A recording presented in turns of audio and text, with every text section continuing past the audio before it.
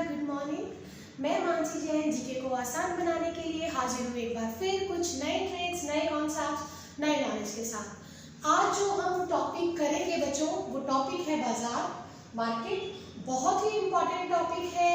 HTET, TGT, SS जो कि आने वाला एग्जाम है, सुपर टेट जो कि एग्जाम आने वाला है, और एसएससी सीजीएल, एसएससी सीएचएसएल या कोई भी कॉम्पिटिटिव एग्जाम हो। इवन मैंने लास्ट टाइम रेलवे के एग्जाम में भी यहाँ से क्वेश्चन देखे, पुलिस के एग्जाम में भी यहाँ से क्वेश्चन आते हैं। बड़ा इंपॉर्टेंट टॉपिक है, बट जनरली ये टॉपिक जल्दी से बच्चों को समझ में नहीं आता है। लेकिन अगर आप इस टॉपिक को मेरे साथ करेंगे तो आपका 1 नंबर श्योरली पक्का हो जाएगा और आपको बहुत ही अच्छे और आसानी से ये टॉपिक समझ में भी आएगा। मैं आपको इस टॉपिक के साथ साथ ये भी बताऊंगी कि इस टॉपिक से क्वेश्चन कैसे आते हैं, यानी हम इसके ऑब्जेक्टिव भी साथ साथ देखते चलेंगे। ठीक है, तो प्लीज वीडियो को अंत तक देखें, लास्ट तक देखें, क्योंकि ये टॉपिक आपके लिए इस चैप्टर को बहुत इजी बनाने वाला है।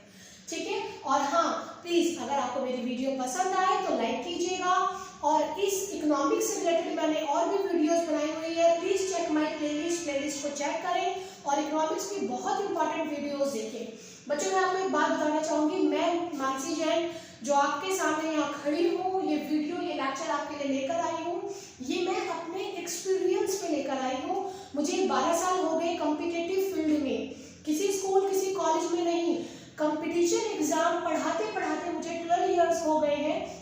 आई थिंक मैंने 2006-7 में पढ़ाना स्टार्ट किया था और तब से लेकर आज तक मैं थाउजेंड्स ऑफ सिलेक्शन दे चुकी हूँ। मेरे बहुत सारे students all over India police की जॉब में है, गवर्नमेंट जॉब में है, एसएससी में है, रेलवे में है। बहुत सारे स्टूडेंट्स मुझसे पढ़कर सफलता प्राप्त कर चुके हैं, तो आप भी कर सकते हैं। मेरा जो पढ़ाने का तरीका है वो सिर्फ एक बार कि बहुत मुश्किल सी चीज को आपके लिए आसान बना देना। और मैं बच्चों टचवुड में इस चीज का घमंड नहीं करती हूँ, बट मुझसे जो बच्चा पढ़ लेता है उसके लिए जीके बहुत आसान हो जाती है। इसलिए मैंने अपने YouTube चैनल का नेम भी अब रखा है जीके आप लोगों के लिए आसान, यानी जीके अब आसान by Mansi Jain. Please subscribe my channel, like my videos. Okay, तो चलिए टॉपिक को स्टार्ट करते हैं। टॉपिक है बाजार, मार्केट। देखो बच्चों, सबसे पहले बाजार क्या होता है, मार्केट क्या होता है। बाजार वर्ड जब भी हम सुनते हैं तो हमारे माइंड में एक ऐसी इमेज आती है जैसा कि हमारे एरिया में बाजार होता है, यानी यहाँ पे बहुत सारी दुकानें हो, बहुत सजी सजी हो। हम ऐसे मार्केट को क्या कहते हैं, बाजार कहते हैं। लेकिन इकोनॉमिक्स की लैंग्वेज में बाजार शब्द की डेफिनेशन ये नहीं होती। एक एग्जाम में पूछा गया था कि बाजार क्या होता है। बाजार शब्द की परिभाषा, डेफिनेशन होती है जहां पर कोई भी ऐसी जगह जहां पर सेलर और बायर दोनों पाए जाएं, यानी वहां पर खरीदने वाला भी हो, बेचने वाला भी हो, क्रेता भी हो, विक्रेता भी हो, ऐसी जगह को क्या कहेंगे, बाजार। राइट। इसका मतलब अगर आप किसी बड़े से अपार्टमेंट में, किसी बड़ी सी बिल्डिंग में, किसी कॉम्प्लेक्स में एक आप अपना ऑफिस बनाकर बैठे हैं, वहां पर कोई बहुत बड़ी बहुत सारी दुकानें नहीं है, लेकिन आपका ऑफिस है और आप अपना कोई भी प्रॉपर्टी का सेल परचेज कर रहे हैं, तो इसका मतलब वो जगह भी क्या कहलाएगी, बाजार, क्योंकि वहां पर बायर भी है और वहां पर सेलर भी है। राइट। देखो, बाजार के मुख्य रूप से 3 प्रकार होते हैं, perfect competition, monopoly, monopolistic. Hindi में कहते हैं पूर्ण प्रतियोगिता, एकाधिकारी और एकाधिकारी प्रतियोगिता। एक बात और बच्चों, आप इसका इंग्लिश वाला नाम ही याद रखना, क्योंकि हिंदी वाला नाम एग्जाम में कंफ्यूज कर देता है। मैंने बहुत बार देखा है कि इनको गलत दिया होता है। एकाधिकारी की जगह मोनोपोलिस्टिक लिखा होता है, एकाधिकार की जगह मोनोपोली। एग्जाम में ही मैंने खुद से देखा है कि ये गलत दिया हुआ था, तो आप इसमें कंफ्यूज नहीं होना, इंग्लिश वाला वर्ड याद रखना। हिंदी मीडियम वाले बच्चों के लिए ये कोई डिफिकल्ट नहीं है, बहुत ही इजी है, इजीली याद हो जाएगा। मोनोपोली कॉमन वर्ड है, आपने सुना भी होगा। Monopoly, monopolistic. ठीक है, इंग्लिश में याद रखिएगा, हिंदी में कंफ्यूज हो जाओगे। चलिए, perfect competition market. Perfect competition क्या होता है, जैसे कि नाम से पता चल रहा है, इसके नाम से बच्चों क्या पता चल रहा है, पूर्ण प्रतियोगिता, पूरी तरह से कंपटीशन, पूरी तरह से कंपटीशन, यानी बहुत तगड़ा कंपटीशन, बहुत अच्छा सा कंपटीशन। अच्छा सा कंपटीशन मतलब अगर एक मार्केट में 10 दुकानें हैं, तो 10 की 10 दुकानों के बीच में इतनी ज्यादा मतलब कंपटीशन है, इस तरह की प्रतियोगिता है कि कस्टमर को ये नहीं पता लग रहा कि सामान यहाँ से लूं या यहाँ से लूं या यहाँ से लूं।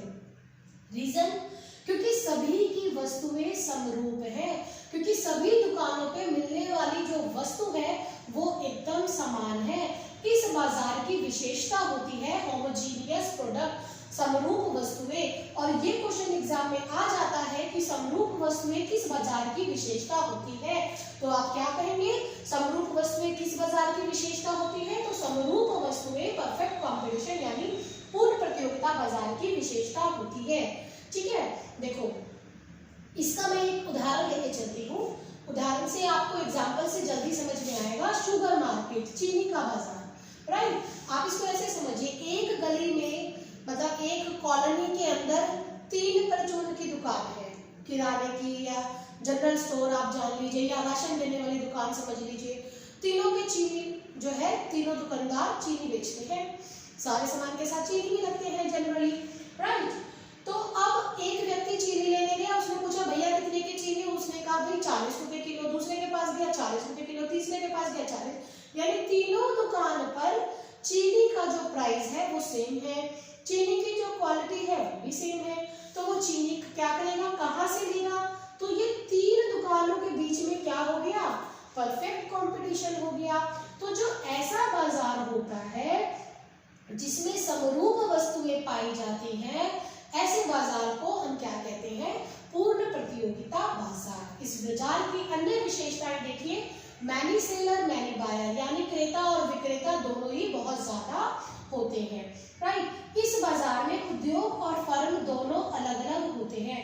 जो उद्योग होता है वो प्राइस मेकर होता है, प्राइस मेकर यानी प्राइस को डिसाइड करने वाला, जबकि जो फर्म होती है वो प्राइस टेकर होती है। इस बात का क्या मतलब है, इसका मतलब है कि जो इंडस्ट्री होगी, इंडस्ट्री वो जो वस्तु को बनाएगी, फर्म वो जो वस्तु को आगे बेचेगी।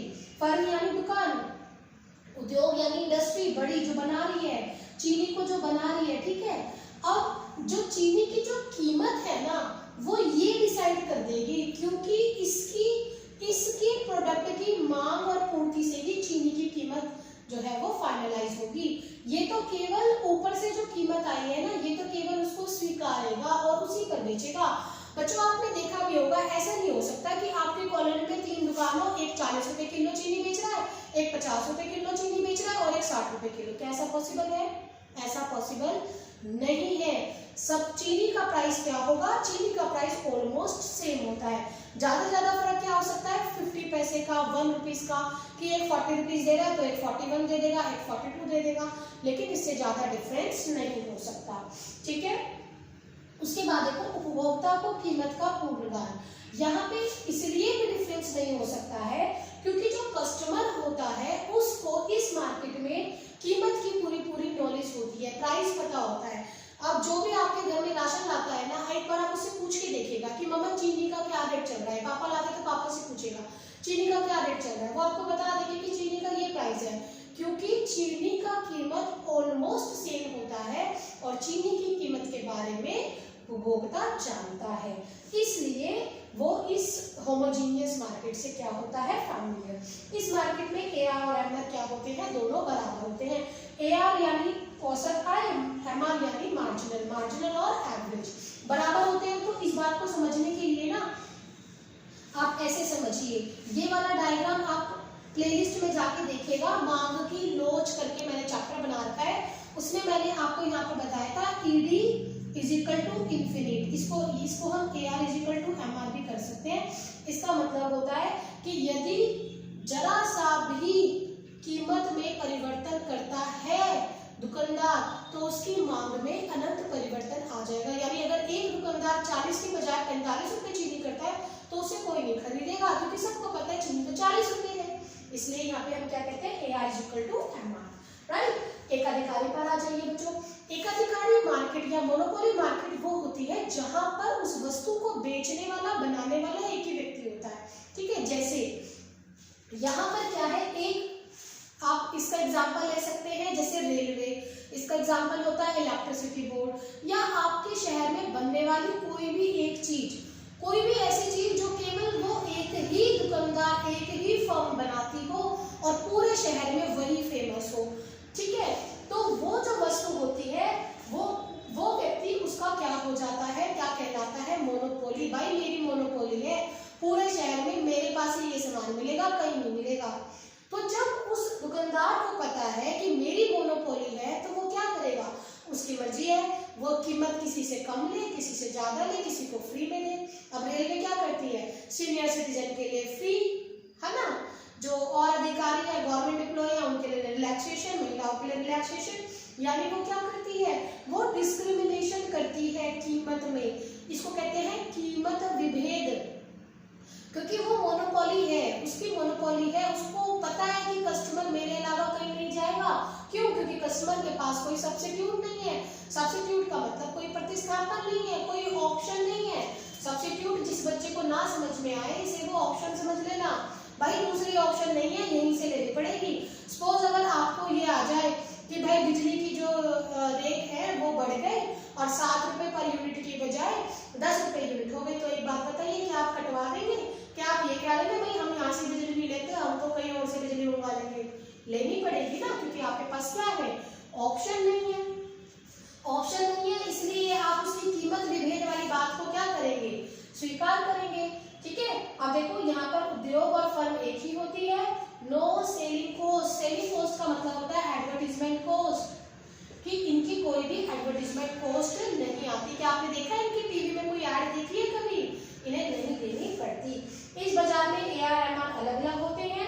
ARMR अलग अलग होने का मतलब है बेरोजगार। बेरोजगार का मतलब होता है, इसके लिए भी मैं यही कहूंगी कि प्लेलिस्ट चेक कीजिएगा, मैंने बड़े अच्छे से ये चैप्टर समझाया है, इलास्टिसिटी ऑफ डिमांड। बेरोजगार का मतलब है कीमत के घटने या बढ़ने का मांग पर प्रभाव ना पड़े। कीमत, दोबारा रिपीट कर रही हूँ, कीमत के घटने या बढ़ने का मांग पर प्रभाव ना पड़े, उसे कहते हैं बेरोजगार। तो ये कौन सी मार्केट हुई, मोनोपोली। यहाँ से क्वेश्चन कैसे आते हैं बच्चों, यहाँ से क्वेश्चन आता है कीमत विभेद किस बाजार की विशेषता है, किस बाजार में कोई विक्रय लागतें या एडवर्टीजमेंट कॉस्ट नहीं आती, किस बाजार में हमारे पास कोई सब्स्टिट्यूट अवेलेबल नहीं होता, किस बाजार की जो मांग है वो बेरोजगार होती है। ऐसे क्वेश्चन इस टॉपिक से आते हैं। इधर आ जाइए, ये है हमारा एक अधिकार प्रतियोगिता यानी मोनोपोलिस्टिक। इसको पहले आप एग्जाम्पल से समझ लीजिए। इसका एग्जाम्पल है जैसे मार्केट में हमारा साबुन का बाजार, कोल्ड ड्रिंक्स का बाजार, पेप्सोडेंट यानी पेस्ट का बाजार, यानी ऐसी चीजें जिसके बहुत सारे ब्रांड्स अवेलेबल होते हैं। देखो हमने क्या लिखा है कि मैनी सेलर मैनी बायर, यानी यहाँ पे खरीदने वाले और बेचने वाले दोनों ही बहुत ज्यादा संख्या में होते हैं। वस्तु विभेद, वस्तु विभेद का मतलब है देखो कि हर विक्रेता, हर एक सेलर, हर एक कंपनी की वस्तु दूसरी वस्तु से रंग में, रूप में, पैकिंग में, ठीक है, ब्रांड नेम में, जो भी उनका ब्रांड नेम है, ब्रांड नेम में, इन चीजों में वो वस्तु अलग होगी, कीमत में अलग होगी। इस तरह के बाजार में क्या होता है, हर एक फर्म की वस्तु, हर एक मतलब ब्रांड कंपनी की वस्तु दूसरी कंपनी से किसी ना किसी तरह से अलग होती है। ये जो वस्तु भिन्नता है, रंग, रूप, पैकिंग, ब्रांड नेम, इसके आधार पर हो सकती है। फॉर एग्जाम्पल पेप्सोडेंट, कोलगेट और आपका कौन सा लाल दंत मंजन डाबर का, और आप ये लगा लीजिए पतंजलि का दंत मंजन। तो ये सब क्या है, ये सब अपने आप में अपने रंग रूप, अपने ब्रांड नेम के आधार पर अलग है, सबकी कीमतें अलग अलग है। ऐसे बाजार को हम क्या कहते हैं, मोनोपोलिस्टिक मार्केट कहते हैं। और इससे ये क्वेश्चन 100% एग्जाम में आता है, बहुत बार पूछा जाता है, किस बाजार में सबसे ज्यादा एडवर्टीजमेंट कॉस्ट, सेलिंग कॉस्ट, विक्रय लागतें आती है। तो सबसे ज्यादा विक्रय लागतें किसमें आएंगी, मोनोपोलिस्टिक में। इसमें ARMR अलग अलग होते हैं। लोचदार मांग, लोचदार मांग का मतलब क्या होता है, सपोज एक व्यक्ति पेप्सोडेंट यूज करता था, पेप्सोडेंट आपका आता था 20 रुपए का, ठीक है। अब वो गया एक दिन दुकान पर और दुकानदार ने बोला भाई पेप्सोडेंट के रेट बढ़ गए, पेप्सोडेंट तो 25 का आता है। तो वो इंस्टेंट क्या करेगा, वो 25 का छोड़ के कहेगा भाई कोई और दिखा दो 20 रुपए तक का, कोलगेट दिखा दो भाई। यानी क्या, वो क्या करेगा, वो दूसरी उस पर शिफ्ट हो जाएगा, क्योंकि यहाँ पर क्या होते हैं, यहाँ पर हमारे पास सब्स्टिट्यूट्स अवेलेबल होते हैं। यानी हमारे पास यहाँ पर ऑप्शंस अवेलेबल होती हैं। लिमका नहीं है तो चलो कोई बात नहीं, दूसरी पिला दो, स्प्रिट दे दो, ठीक है।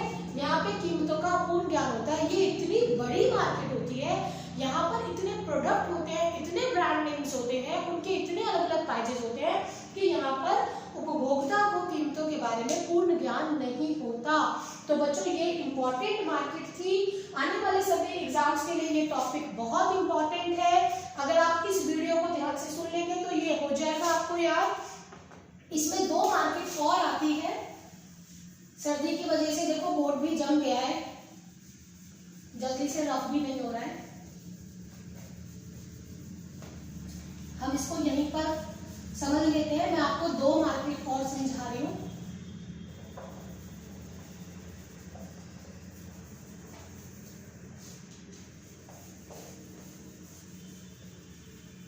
वो है हमारी डिओपोली मार्केट और ओलिगोपोली। यहां से भी क्वेश्चन आ जाते हैं। इनफैक्ट एसएससी सीजीएल में भी मैंने यहां से क्वेश्चन देखे हैं। एक होती है ओलिगोपोली मार्केट, एक होती है डिओपोली मार्केट। डिओपोली and oligopoly, right. डिओपोली का मतलब द्विधाधिकार और ओलिगोपोली का मतलब अल्पाधिकार। देखो ऐसे समझ लो, इस बाजार में पूरे बाजार की पूर्ति पर, पूरे बाजार की टोटल सप्लाई पर, पूरे बाजार के सामान पर केवल फ्यू, केवल कुछ, केवल थोड़े से ही सेलर्स का, बेचने वालों का, फर्म्स का या कंपनीज का अधिकार होता है। यानी यहाँ पर सप्लाई करने वाली जो फर्म्स होती हैं, बनाने वाली जो फर्म्स होती हैं, वो क्या होती हैं, वो बहुत ज्यादा नहीं होती, वो थोड़ी सी होती है। जैसे इसका सबसे अच्छा एग्जांपल है ऑटोमोबाइल इंडस्ट्रीज, एलपीजी सिलेंडर देने वाली इंडस्ट्रीज, ठीक है। ये कितनी होंगी भाई? 7, 8, 10। इंडिया में ऑटोमोबाइल इंडस्ट्रीज कितनी होंगी? 7, 8, 10। कितने ही नाम गिना सकते हो आप? तो केवल 10 फर्म है सपोज ऑटोमोबाइल की, और ये 10 इंडस्ट्री ही फर्म्स ही क्या कर रही है? पूरे भारत के 100 करोड़ लोगों के लिए सामान बना रही है। तो इनके हिसाब से ये तो फ्यू हुए ना, थोड़े हुए ना। तो ऐसे बाजार को क्या कहते हैं? अल्पाधिकार, ओलिगोपोली। ओलिगोपोली के अंदर भी जो सेलिंग कॉस्ट है वो बहुत ज्यादा आती है, ठीक है। ये आपको ध्यान रखना है, इसमें भी सेलिंग कॉस्ट बहुत ज्यादा आती है। एक एसएससी सीजीएल में पूछा गया था, किस बाजार का डिमांड कर्व किंप्ड डिमांड कर्व होता है? ये एसएससी सीजीएल का क्वेश्चन है। किंप्ड डिमांड कर्व, कोनदार मांग वक्र किस बाजार में होता है? तो आपको ध्यान रखना है, ओलिगोपोली मार्केट में जो डिमांड कर्व होता है वो कोनदार होता है। कोनदार कैसे होता है बच्चों? ऐसे होता है, और ऐसे जैसे मांग वक्र ऐसे बनता है ना, तो वो ऐसे ना जाकर यहाँ से टूट के ऐसे हो जाता है, इसको बोलते हैं कोनदार मांग वक्र, ठीक है। डिओपोली मार्केट क्या होती है? डिओपोली मार्केट जहां पर बेचने वाले कितने होंगे? 2, खरीदने वाले कितने होंगे? बहुत सारे, राइट। डिओपोली नाम से ही पता लग रहा है 2 सेलर, ठीक है। बेचने वाले कितने होंगे? ओनली 2।